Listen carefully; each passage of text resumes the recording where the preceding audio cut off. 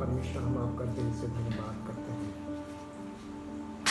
आप महान हैं, अनुग्रहकारी हैं और आपका प्रेम अद्भुत है।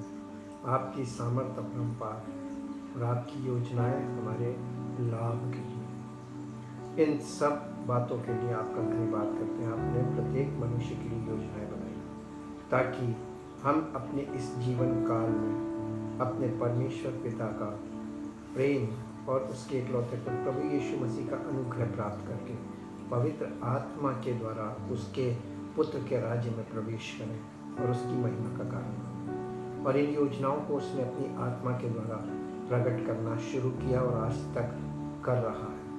जो कोई उसके इकलौते पुत्र प्रभु यीशु मसीह पर विश्वास करता है, उसके जीवन में उसकी सामर्थ्य प्रकट होती है और अद्भुत कार्य होता है और उद्धार प्राप्त होता है ताकि उसका जीवन परमेश्वर की महिमा का कारण बने। हम धन्यवाद के साथ इन सब बातों के लिए आपकी महिमा करते हैं और चाहते हैं हमारे जीवन में आपकी योजनाएं पूरी हों और आपकी महिमा प्रकट हो। यीशु मसीह के पवित्र नाम से इस प्रार्थना को मांगते हैं, आमीन।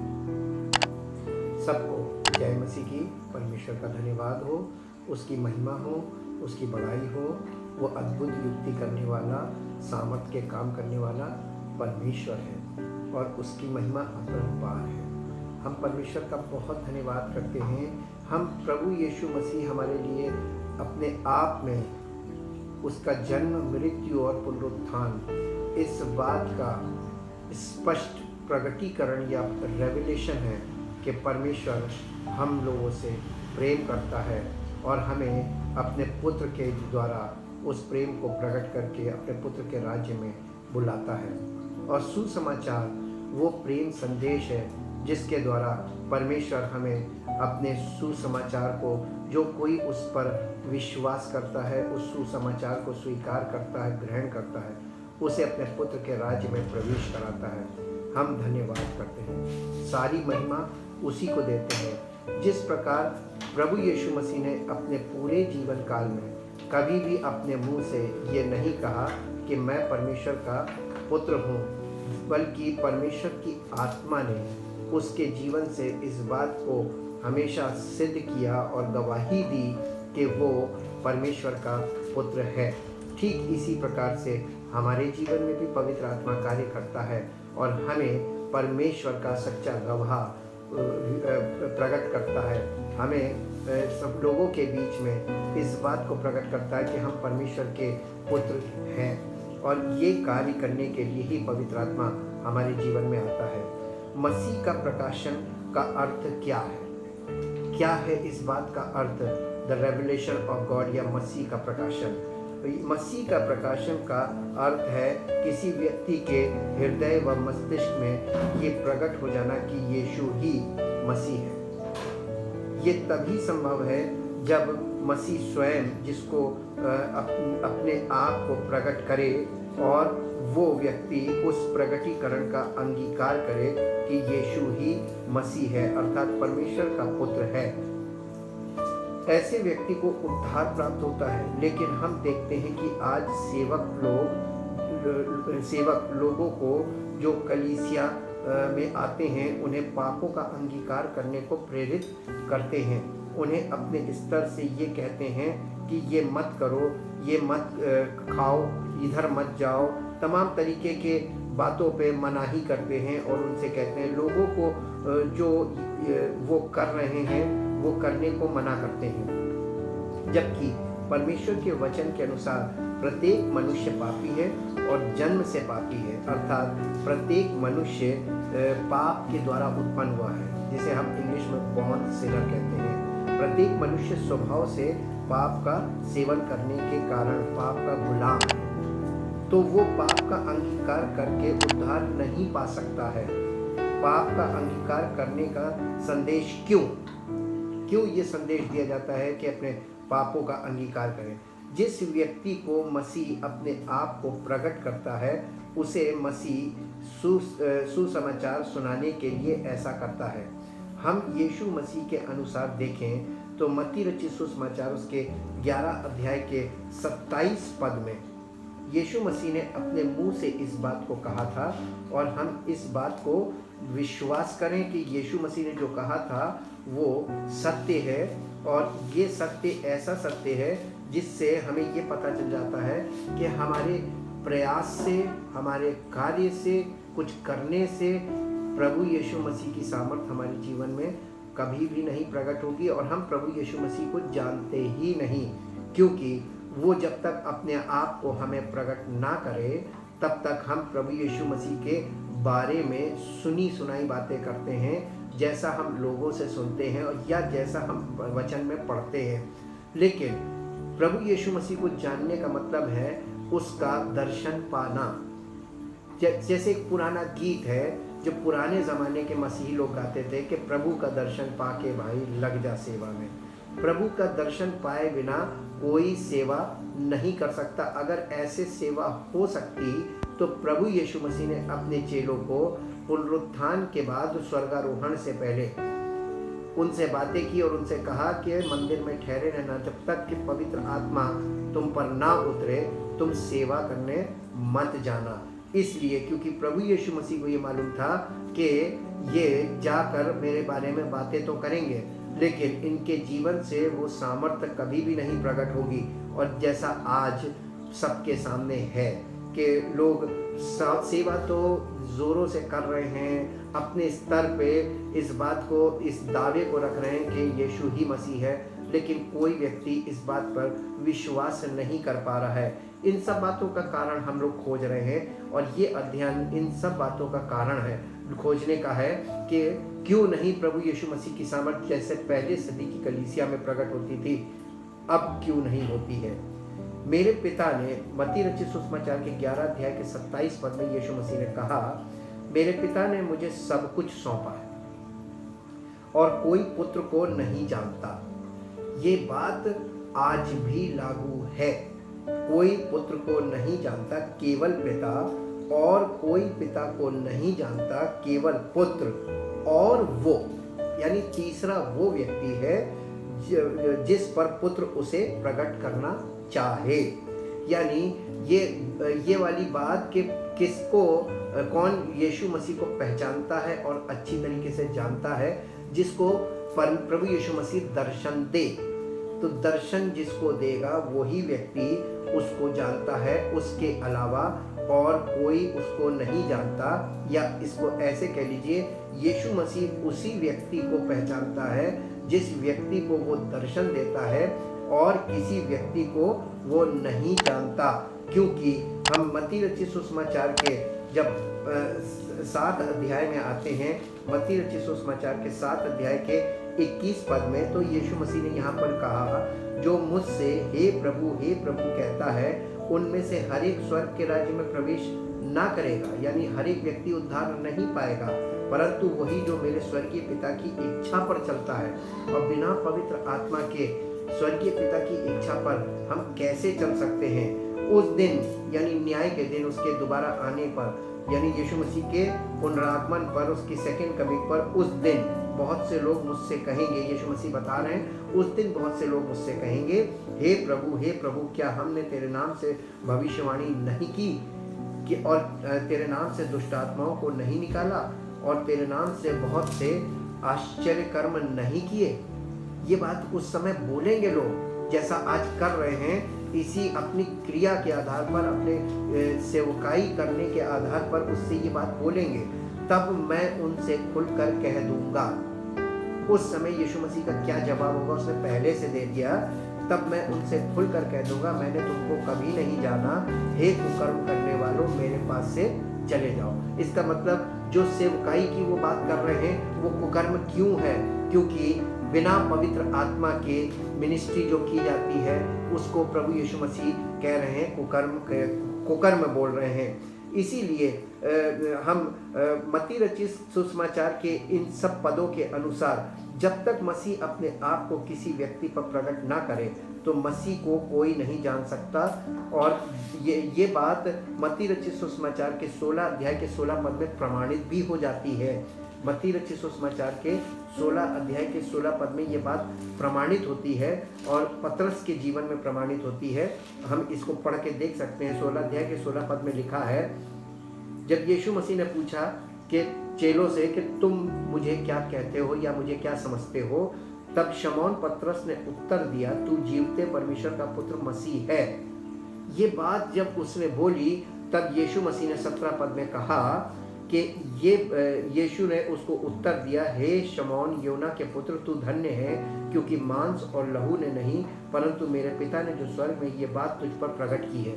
ये बात जो उसने बोली, यानी ये जो जवाब उसने दिया कि तू जीवते परमेश्वर का पुत्र मसीह है, ये वो प्रकाशन था जो पिता ने पतरस को प्रगटीकरण के द्वारा दिया था, यानी जिस पिता ने पुत्र को प्रकट किया और तब उसने उसका अंगीकार किया, और यही प्रकाशन और यही अंगीकार उसका सेवक के रूप में चुने जाने का कारण बना। लेकिन पवित्र आत्मा जब तक नहीं उतरा तब तक पतरस सेवकाई ना कर सका। जब पेंतेकुस्त के दिन पवित्र आत्मा उतरा तब पतरस के द्वारा सेवकाई शुरू हुई। थे तो 12 चेले, जिसमें से एक ने पकड़वाया, वो माइनस हुआ, फिर एक जुड़ा मत्तिया, उसके बाद फिर 12 हो गए, और इन 12 के अलावा और लोग भी थे। यानी पेंतेकुस्त के दिन पवित्र आत्मा 120 लोगों पर उतरा था, लेकिन उनमें से एक ही व्यक्ति था जो पवित्र आत्मा की सामर्थ्य में खड़े होकर बोल रहा था पेंतेकुस्त के दिन, और वो था पतरस। पतरस का जीवन हम देखते हैं कि कैसे पवित्र आत्मा के द्वारा उसके जीवन से प्रभु यीशु मसीह की सामर्थ्य कार्य करना शुरू की, और कैसे वो मसीह की गवाही दे रहा है, कैसे वो उसका चश्मदीद गवाह था और उस बात को लोगों के सामने पवित्र आत्मा की सामर्थ्य में खड़े होकर बोल रहा है। पतरस पर मसीह ने अपने आप को प्रकट करके इस बात को प्रमाणित भी किया, साथ ही पौलुस पर भी अपने आप को प्रकट करके ये बात प्रमाणित की कि परमेश्वर की धार्मिकता परमेश्वर के द्वारा व्यक्ति को चुनने तथा पवित्र आत्मा के द्वारा उस व्यक्ति को प्रमाणित करने के द्वारा प्रकट होती है। मसीह का प्रकाशन अर्थात मसीह का अंगीकार करना कि यीशु ही प्रभु है, ये है मसीह का अंगीकार, और यीशु ही मसीह है अर्थात परमेश्वर का पुत्र है।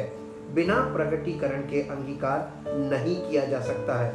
इसी बात को यीशु मसीह ने जब निकोदेमुस से कहा था कि जब तक कोई व्यक्ति नए सिरे से जन्म ना ले वो स्वर्ग का राज्य देख नहीं सकता।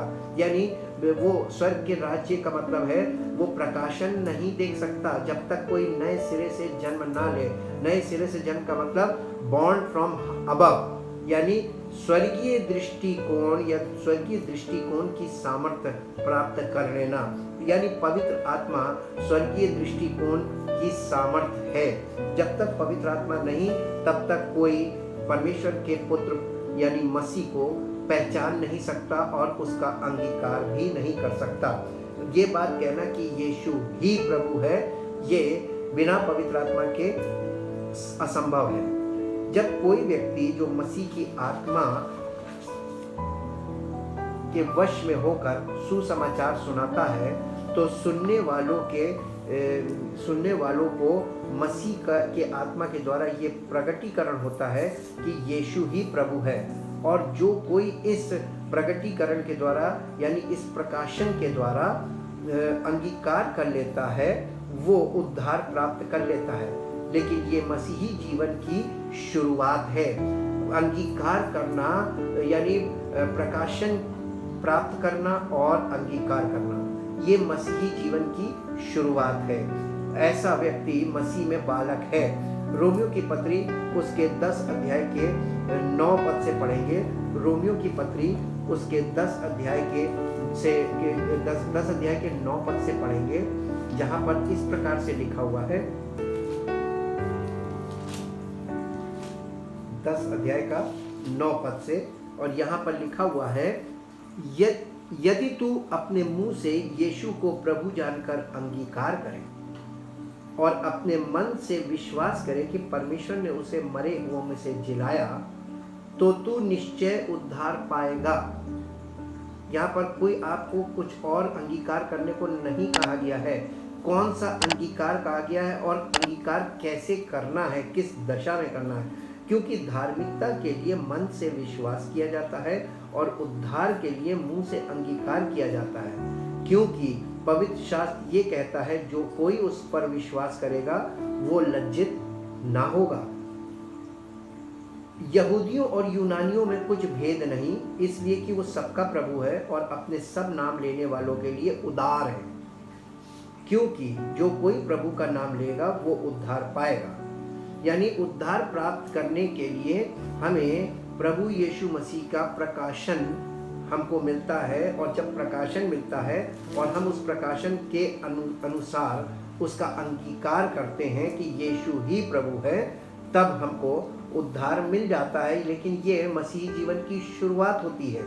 ऐसे व्यक्ति को सुसमाचार सुनाने वाले सेवक के द्वारा पवित्र आत्मा तब तक कार्य करता है जब तक कि वो जो मसीह में बालक है नए जीवन की चाल नहीं चलने लगता, अर्थात मसीह के साथ पुनरुत्थान की संतान नहीं बन जाता है, जिसे मसीह में परिपक्व होना कहते हैं या मैच्योर, स्पिरिचुअल मैच्योरिटी कहते हैं। वो जब तक स्पिरिचुअली मैच्योर नहीं हो जाता है। उद्धार प्राप्त होने के बाद उद्धार प्राप्त होने के बाद ये व्यक्ति अपने पापों को अंगीकार करने लगता है अपने आप, क्योंकि उसके जीवन में पवित्र आत्मा कार्य करने लगता है और उसे कायल करने लगता है कि वो कहाँ कहाँ गलत था, उसने क्या क्या गलत किया, और पवित्र आत्मा की सामर्थ के द्वारा उन पापों से छुटकारा प्राप्त करने लगता है। क्योंकि परमेश्वर के वचन में पौलुस ने कलीसिया को चिट्ठी लिखी, पहला कुरिन्थियों उसका 12 अध्याय, पहला कुरिन्थियों उसका 12 अध्याय और 12 अध्याय का 3 पद में लिखा हुआ है, इसलिए मैं तुम्हें चेतावनी देता हूँ कि जो कोई परमेश्वर की आत्मा की अगुवाई में बोलता है वो नहीं कहता कि यीशु श्रापित है, और ना कोई पवित्र आत्मा के बिना कह सकता है कि यीशु प्रभु है। यानी यीशु प्रभु है ये अंगीकार करने के लिए पवित्र आत्मा के बिना ये असंभव है। बिना पवित्र आत्मा के कोई ये नहीं कह सकता कि यीशु ही प्रभु है। यीशु ही प्रभु है कहने के लिए पवित्र आत्मा चाहिए।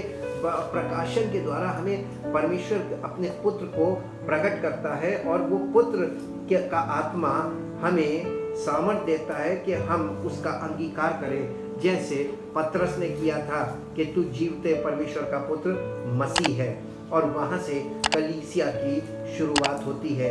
ऐसे व्यक्ति के द्वारा ही कलीसिया की शुरुआत होती है। हम उस दिशा में अभी आगे बढ़ के देखते हैं कि कैसे व्यक्ति के द्वारा कलीसिया की शुरुआत होती है। जब हम पेंतेकुस्त के दिन आते हैं तो सबसे पहले प्रेरितों को, जो मसीह के आंखों देखे चश्मदीद गवाह थे उसके पुनरुत्थान के, उन पर परमेश्वर का आत्मा उतरा और परमेश्वर की आत्मा की सामर्थ में होकर उन्होंने मसीह के का अंगीकार किया और गवाही दी, और उस गवाही को जिसने स्वीकार किया, ग्रहण किया, उन लोगों के जीवन में पवित्र आत्मा ने काम किया और वे सब उनको पवित्र आत्मा ने कायल भी किया और उन्होंने यीशु मसीह को अपना प्रभु और उद्धारकर्ता स्वीकार किया। इस तरीके से कलीसिया की शुरुआत होती है। प्रेरित के बिना कलीसिया शुरू नहीं हो सकती। और इंग्लिश में एम्प्लीफाइड वर्जन में लिखा हुआ है, the 1 Corinthians chapter 12 verse 2, you know that when you were heathen you were led off after idols that could not speak habitually, as impulse directed, and whenever the occasion might arise. तीसरे पद में लिखा, third verse, therefore I want you to understand that no one is speaking under the power and influence of the Holy Spirit of God can ever say Jesus be cursed, and no one can really say Jesus is my Lord except by and under the power and influence of the Holy Spirit. यानी पवित्र आत्मा के सामर्थ के बिना कोई भी यीशु मसीह को अपना उद्धार करता मान नहीं सकता या ग्रहण नहीं कर सकता। इस बात को हमको हमेशा स्मरण रखना चाहिए कि उद्धार पाने के लिए अंगीकार ज़्यादा ज़रूरी है। विश्वास तो मन में होता है, लेकिन अंगीकार अगर नहीं किया है तो उद्धार नहीं मिलेगा। जब तक कोई उसको अपना उद्धारकर्ता स्वीकार नहीं करेगा और लोगों के सामने इस बात का अंगीकार नहीं करेगा, तब तक बहुत मुश्किल है। इसीलिए पौलुस ने पहला कुरिन्थियों 2 अध्याय में क्रूसित मसीह के विषय में संदेश दिया और ये कहा, हे भाइयों, जब मैं परमेश्वर का भेद सुनाता हुआ तुम्हारे पास आया तो शब्दों या ज्ञान की उत्तमता के साथ नहीं आया। ये परमेश्वर का भेद क्या है? सुसमाचार कि प्रभु यीशु मसीह हमारे पापों के लिए मारा गया, गाड़ा गया और तीसरे दिन मुर्दों में से जी उठा। अब वो उसका जो जी उठना है वो हमें धर्मी ठहराने के लिए है। वो हमारे पापों के लिए मारा गया और हमें धर्मी ठहराने के लिए जी उठा, ताकि हम धर्मी ठहरें। और ये सुसमाचार परमेश्वर का भेद है। This is the mystery of God, यानी परमेश्वर का भेद है। क्योंकि मैंने ये ठान लिया था कि तुम्हारे बीच यीशु मसीह वरन क्रूस पर चढ़ाए हुए मसीह को छोड़ और किसी बात को ना जानूं। मैं निर्बलता और भय के साथ और बहुत थरथराता हुआ तुम्हारे साथ रहा, और मेरे वचन और मेरे प्रचार में ज्ञान की लुभाने वाली बातें नहीं, परंतु आत्मा और सामर्थ का प्रमाण था।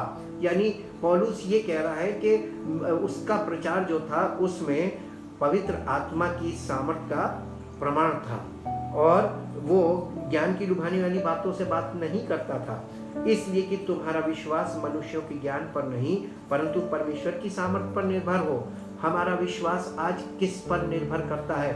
मनुष्यों के ज्ञान की बातों पर या परमेश्वर की सामर्थ पर? जब हम पहला कुरिन्थियों 1 अध्याय में देखते हैं तो उसमें 18 पद से मसीह परमेश्वर का ज्ञान और परमेश्वर की सामर्थ है, इस बात की गवाही भी पौलुस ने दी पवित्र आत्मा की सामर्थ के द्वारा। और इसीलिए लिखा हुआ है कि यीशु मसीह जो है, यानी यीशु मसीह वो परमेश्वर का ज्ञान और परमेश्वर की सामर्थ है। इसी पहला कुरिन्थियों 1 अध्याय 24 पद में लिखा, परंतु जो बुलाए हुए हैं, क्या यहूदी क्या यूनानी, उनके निकट मसीह परमेश्वर की सामर्थ और परमेश्वर का ज्ञान है। मसीह जो है वही है परमेश्वर की सामर्थ और वही है परमेश्वर का ज्ञान। हम लोगों को ज्ञान भी नहीं दे सकते। वो ज्ञान जो वो देता है वो ऊपर से उतरने वाला ज्ञान है, जिसके विषय में याकूब की पत्री में लिखा हुआ, उसके 3 अध्याय में 13 पद से पढ़ेंगे। ये वो ज्ञान नहीं जो ऊपर से उतरता है, यानी ये जो रेवलेशन नॉलेज जिसको बोलते हैं, प्रकाशन वाला ज्ञान, ये है कि परमेश्वर का पुत्र अपने आप को प्रकट करता है और पिता पुत्र को प्रकट करता है, पुत्र पिता को प्रकट करता है, और बिना प्रकट किए हम उसे नहीं जानते।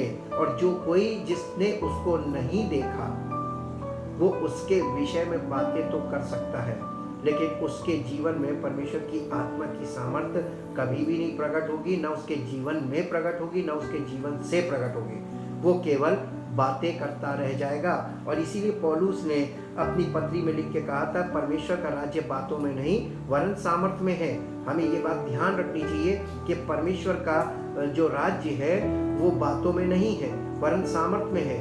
और अगर सामर्थ नहीं है, केवल बातें हैं, तो परमेश्वर का राज्य नहीं है। इसीलिए इस पहला कुरिन्थियों 2 अध्याय के 6 पद में परमेश्वर का ज्ञान क्या है, इसके विषय में भी पौलुस ने कलीसिया को पत्री लिखी थी और लिखा, फिर भी सिद्ध लोगों में हम ज्ञान सुनाते हैं, परंतु इस संसार का और इस संसार के नाश होने वाले हाकिमों का ज्ञान नहीं, परंतु हम परमेश्वर का वो गुप्त ज्ञान भेद की रीति पर बताते हैं, जिसे परमेश्वर ने सनातन से हमारी महिमा के लिए ठहराया, जिसे इस संसार के हाकिमों में से किसी ने नहीं जाना, क्योंकि यदि वे जानते तो तेजों में प्रभु को क्रूस पर ना चढ़ाते। परंतु जैसा लिखा है, जो बातें आँख ने नहीं देखी और कान ने नहीं सुनी और जो बातें मनुष्य के चित्त में नहीं चढ़ी, वे ही हैं जो परमेश्वर ने अपने प्रेम रखने वालों के लिए तैयार की हैं। परंतु परमेश्वर ने उनको अपने आत्मा के द्वारा हम पर प्रकट किया। यानी ये सुसमाचार के विषय में बता रहा है। ये सुसमाचार को परमेश्वर ने अपनी आत्मा के द्वारा हम पर प्रकट किया। ये यानी परमेश्वर की आत्मा के द्वारा जो प्रगटीकरण है, जिसे हम मसीह का प्रकाशन कहते हैं, इसके द्वारा परमेश्वर की सामर्थ्य कार्य करती है, क्योंकि आत्मा सब बातें वरन परमेश्वर की गूढ़ बातें भी जांचता है। मनुष्यों में से कौन किसी मनुष्य की बातें जानता है? केवल मनुष्य की आत्मा जो उसमें है। वैसे ही परमेश्वर की बातें भी कोई नहीं जानता, केवल परमेश्वर का आत्मा। परंतु हमने संसार का आत्मा नहीं, परंतु वो आत्मा पाया है जो परमेश्वर की ओर से है, कि हम उन बातों को जाने जो परमेश्वर ने हमें दी है। इसलिए हम मसीह को जान पाते हैं, क्योंकि मसीह अपने आप को हमें प्रकट करता है। और जो कोई मसीह का दर्शन पाना चाहता है, वो सबसे पहली बात है परमेश्वर के प्रति उसके हृदय में प्रेम होना चाहिए। और अगर परमेश्वर का प्रेम उसके हृदय में होगा तो परमेश्वर अपने प्रेम करने वालों को पहचानता है, ऐसा नए नियम में लिखा हुआ है। और जब परमेश्वर के प्रति आपके हृदय में प्रेम होगा तो परमेश्वर आपको अपने पुत्र को प्रकट करेगा और आपके जीवन में उद्धार का कार्य करेगा और पवित्र आत्मा के द्वारा आपके जीवन को प्रकट करेगा। यही तो नए नियम की सेवकाई है और उसका कार्य है। रोमियो की पत्री 8 अध्याय के 12 पद से हम देखेंगे। यहाँ पर इस प्रकार से पौलुस ने कलीसिया को लिखकर बताया। रोमियो की पत्री उसका 8 अध्याय और उसके 12 पद से देखेंगे। रोमियो 8:12 और यहाँ इस प्रकार से लिखा हुआ है, इसलिए हे भाइयों, हम शरीर के कर्जदार नहीं कि शरीर के अनुसार दिन काटें, क्योंकि यदि तुम शरीर के अनुसार दिन काटोगे तो मरोगे, यदि आत्मा से देह की क्रियाओं को मारोगे तो जीवित रहोगे। इसलिए कि जितने लोग परमेश्वर के आत्मा के चलाए चलते हैं वे ही परमेश्वर के पुत्र हैं। क्योंकि तुमको दासत्व की आत्मा नहीं मिली कि फिर भयभीत हो, परंतु लेपालकपन की आत्मा मिली है, जिससे हम हे अब्बा हे पिता कहकर पुकारते हैं। यानी पवित्र आत्मा के बिना हम यीशु मसीह का अंगीकार भी नहीं कर सकते और पवित्र आत्मा के बिना हम मसीही जीवन नहीं जी सकते। इसे जीने के लिए हमें उसके आत्मा की सामर्थ्य चाहिए ही चाहिए। इसी बात को हम रोमियो की पत्री उसके 8 अध्याय के 12 पद से इंग्लिश एम्प्लीफाइड में भी देखेंगे। The book of Romans chapter 8 verse 12 onward. So then brethren, we are debtors but not to the flesh. We are not obligated to our carnal nature to live a life ruled by the standards set up by the dictates of the flesh. For if you live according to the dictates of the flesh, you will surely die. But if through the power of the Holy Spirit you are habitually putting to death, making extinct and deadening the evil deeds prompted by the body, you shall really and genuinely live forever. For all who are led by the Spirit of God are sons of God. For the Spirit which you have now received is not a spirit of slavery to put you once more in bondage to fear, but you have received the Spirit of adoption, the Spirit of producing sonship, in the bliss of which we cry, Abba, Father. यानी वह परमेश्वर का आत्मा हमें परमेश्वर के पुत्र के स्वरूप में परिवर्तित करने का काम करने लगता है। और जब तक वो काम ना हो हमारे अंदर हमारे अंदर पुत्र का आत्मा कार्य ना करे और हमें परमेश्वर के हमारे स्वभाव को, हमारे चरित्र को परमेश्वर के पुत्र के स्वरूप में परिवर्तित ना करे, तो हमारा जीवन कभी भी मसीह की महिमा का कारण नहीं बन सकता है। इसलिए हम इन सब बातों के आधार पर परमेश्वर के वचन को जब पवित्र आत्मा के प्रकाश में देखते हैं तब हमको ये सब बातें समझ में आने लगती हैं। इसीलिए पौलुस ने रोमियो की पत्री उसके 14 अध्याय के 17 पद से हम पढ़ेंगे। वहाँ पर पौलुस ने कलीसिया को कुछ कहा। रोमियो की पत्री 14 अध्याय के 17 पद से पढ़ रहे हैं। क्योंकि परमेश्वर का राज्य खाना पीना नहीं, परंतु धर्म और मेल मिलाप और वो आनंद है जो पवित्र आत्मा से होता है। जो कोई इस रीति से मसीह की सेवा करता है वो परमेश्वर को भाता है और मनुष्यों में ग्रहण योग्य ठहरता है। इसलिए हम उन बातों में इसलिए हम उन बातों में लगे रहें जिनसे मेल मिलाप और एक दूसरे का सुधार हो। यानी हमको ऐसी बातों में लगे रहना चाहिए जिससे मेल मिलाप पैदा हो और एक दूसरे का सुधार हो, ना कि एक दूसरे का बिगाड़ हो और झगड़े हो मेल मिलाप की जगह। रोमियो की पत्री उसके 15 अध्याय में चलेंगे और 15 अध्याय का 20 और 21 पद देखेंगे। 15 अध्याय उसका 20 और 21 पद। मेरे मन की उमंग ये है कि जहाँ जहाँ मसीह का नाम नहीं लिया गया वहीं सुसमाचार सुनाऊं, ऐसा ना हो कि दूसरे की नींव पर घर बनाऊं, परंतु जैसा लिखा है वैसा ही हो। जिन्हें उसका सुसमाचार नहीं पहुंचा वे ही देखेंगे और जिन्होंने नहीं सुना वे ही समझेंगे। इस बात को कभी मत भूलिएगा, जिन्हें उसका सुसमाचार नहीं पहुंचा वे देखेंगे मसीह को, और जिन्होंने नहीं सुना वे ही समझेंगे।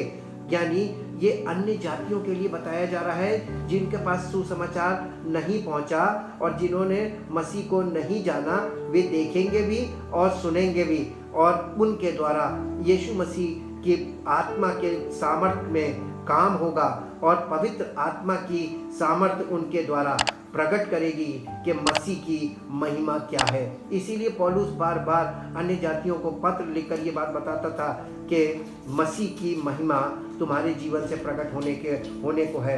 इसलिए अपने अपने मन को फिराओ किसकी ओर? परमेश्वर के इकलौते पुत्र प्रभु यीशु मसीह की ओर फिरो। यानी उसको जानने के लिए कलीसियाओं की ओर आओ और कलीसिया में आकर सुसमाचार सुनो, और सुसमाचार सुनोगे तो प्रकाशन मिलेगा, और जब प्रकाशन मिलेगा तो वो प्रकाशन तुम्हारे जीवन में काम करेगा। उसका आत्मा तुम्हारे जीवन को परिवर्तित करेगा और तुम्हें ग्रहण करेगा और परमेश्वर के पुत्र के स्वरूप में परिवर्तित करके तुम्हारे जीवन से अपनी महिमा करेगा। क्या आज आप चाहते हैं कि मसीह का आत्मा, उसका प्रकाशन आपको सुसमाचार के द्वारा जो मिल रहा है वो अपने आप को प्रकट कर रहा है आपको? क्या आप उसको अंगीकार करने को तैयार हैं? यदि आज आपको यीशु मसीह को कि वो परमेश्वर का पुत्र है और वही प्रभु है, वो हमारा उद्धार करता है, ये चीज़ अगर आपको प्रकट हो रही है आपके मन में और आपके हृदय में ये गवाही आ रही है पवित्र आत्मा की ओर से कि वही प्रभु है और वही मसीह है, तो आप उसका अंगीकार कीजिए ताकि आपके जीवन में उद्धार की सामर्थ्य प्रकट हो और छुटकारे का काम शुरू हो और पवित्र आत्मा की अगुवाई में चलना शुरू कीजिए। जैसे ही आप ये ऐसा करेंगे, मसीह का अंगीकार करेंगे और पवित्र आत्मा तुरंत आपके जीवन में एक्टिवेट हो जाएगा और पवित्र आत्मा की आज्ञाकारी बनकर जब आप चलने लगेंगे तो आपका जीवन परमेश्वर की महिमा में प्रकट होगा। जब पवित्र आत्मा आपके जीवन में कार्य को पूर्ण करेगा, पवित्र आत्मा के फलों के द्वारा आपका जीवन परमेश्वर की महिमा में प्रकट होगा। आइए अपने जीवन को उसको समर्पित करें और परमेश्वर का धन्यवाद करें, क्योंकि परमेश्वर की धार्मिकता परमेश्वर के द्वारा परमेश्वर के द्वारा किया गया कार्य है, और वो एक कार्य जो उसने किया है, और दूसरा जब हम उस कार्य पर विश्वास करते हैं तो पवित्र आत्मा के द्वारा हमारे जीवन में कार्य जो शुरू होता है वो कार्य हमें मसीह की महिमा में प्रकट करने के लिए होता है, ताकि हम धर्मी ठहराए जाए, मसीह हमको धर्मी ठहराए, हमारा पुनरुत्थान मसीह के महिमा का कारण बने और सारा आदर सारी महिमा उसी को मिले, क्योंकि सब कुछ का करने वाला वही है। हमने इन सब श्रेणी में जो अध्ययन किया, हमने एक बात को देखा है कि परमेश्वर की धार्मिकता वो नहीं कि जो हम करते हैं, परमेश्वर की धार्मिकता वो है जो परमेश्वर हमारे जीवन में शुरू करता है और परमेश्वर का आत्मा उस कार्य को हमारे जीवन में पूर्ण करके हमें परमेश्वर की महिमा में प्रकट करता है। ये है परमेश्वर की धार्मिकता। इसमें हमारे किए का कोई औचित्य नहीं है, सब कुछ परमेश्वर की ओर से किया जा रहा है। क्या आप ये नहीं चाहते कि परमेश्वर आपके जीवन में कार्य करे और आपके जीवन को परिवर्तित करके अपनी महिमा करे? अगर आप ऐसा चाहते हैं, आप भूल जाइए कि आपके जीवन में इस समय वर्तमान समय में क्या समस्याएं हैं। आप ये विश्वास कीजिए कि परमेश्वर आपकी सब समस्याओं पर आपको जयवंत कर देगा उसके इकलौते पुत्र प्रभु यीशु मसीह के द्वारा। आप उसके इकलौते पुत्र प्रभु यीशु मसीह को अपना उद्धारकर्ता ग्रहण कीजिए, अंगीकार कीजिए और पवित्र आत्मा की अगुवाई में चलना शुरू कीजिए। बाकी सब परमेश्वर करेगा, क्योंकि वो अपने काम स्वयं करता है और वो अपनी सामर्थ्य के द्वारा आपके जीवन को जयवंत जीवन में परिवर्तित करेगा। परम पिता परमेश्वर, हृदय से आपका धन्यवाद करते हैं आपके इकलौते पुत्र प्रभु यीशु मसीह के लिए, जिसको आपने हमारे लिए भेजा ताकि हम उसके द्वारा उद्धार पाए। और केवल उद्धार नहीं पाना है, बल्कि हमको इस संसार में आप प्रकट करना चाहते हैं कि आपके पुत्र का पुनरुत्थान हमारे जीवन से प्रकट हो और उसकी पुनरुत्थान की सामर्थ्य के द्वारा हम धर्मी ठहरे और आपकी महिमा हो। क्योंकि जो कार्य आपने शुरू किया था वो कार्य हमारे जीवन में पवित्र आत्मा के द्वारा पूर्ण हो और उस कार्य के द्वारा आपकी महिमा हो और सारा आदर सारी महिमा आप ही को मिले, क्योंकि आप ही योग्य हैं। इस प्रार्थना को आपके इकलौते पुत्र यीशु मसीह के नाम से मांगते हैं, आमीन। परमेश्वर आपको आशीष दे। Praise the Lord.